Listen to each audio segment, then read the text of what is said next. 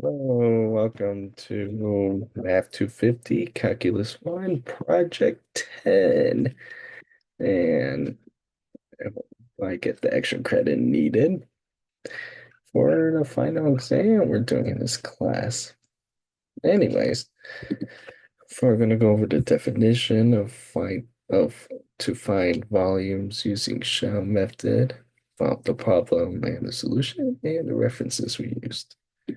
So, what is quote, find volumes using shell method? Well, according to Stewart, 2015, the shell method finds the volume of a solid of revolution by summing the volumes of thin cylindrical shells formed by rotating a region around an axis. So imagine you're in a zombie apocalypse and you're building a cylindrical wall for some reason, to create a safe circle. Well, you could use the shell method to calculate the volume of concrete needed by summing up the volume of thin cylindrical shells created as you rotate the zombie swarm spread around the safe zone. Yeah, it's a bit more complicated than just building with plywood, but anyways, plywood. Anyways, yeah, we are going to go over the problem and solution. So this is our bad boy problem right here. We are to use the shell method to find the volume of the solid generated by revolving the shaded region about the x-axis. So, what does that mean? Well, we're going to find out. So, step one, let's identify the key components. The radius, the distance from the x-axis, from the axis of or rotation, parentheses x-axis, to a point in the region which is just y. And the height, the horizontal length of the region, which is the difference between the curves, x equals 3y squared and x equals 0. So height equals 3y squared minus 0 just equals to 3y squared. And the limits, the region spans from y0 to y squared root 3. Now, step 2 is to write the integral.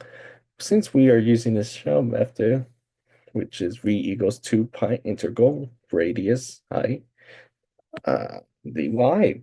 Like, I don't know, slipped my mind right now. Anyways, the radius is distance from the axis of the rotation to the stripe being revolved. This is just simply y in this case. And for height, is the rotate horizontal rift of the strip, which is the difference between the outer curve and the inner curve. The outer curve is x equals 3y squared. The inner curve is y equals 0. Therefore, the height is 3y squared minus 0 equals 3y squared. So if we implement that into the integral, it would look like something like this. V equals 2 pi integral square root 3, 0, y times 3y squared, and then dy. So we just simplify this one more time. We get 2 pi integral 3 squared 0, 3y to the power 3 dy, 3y d 3y to the power 3 and dy. So step 3, we need to solve the integral. Since we implemented everything, it should be a piece of cake.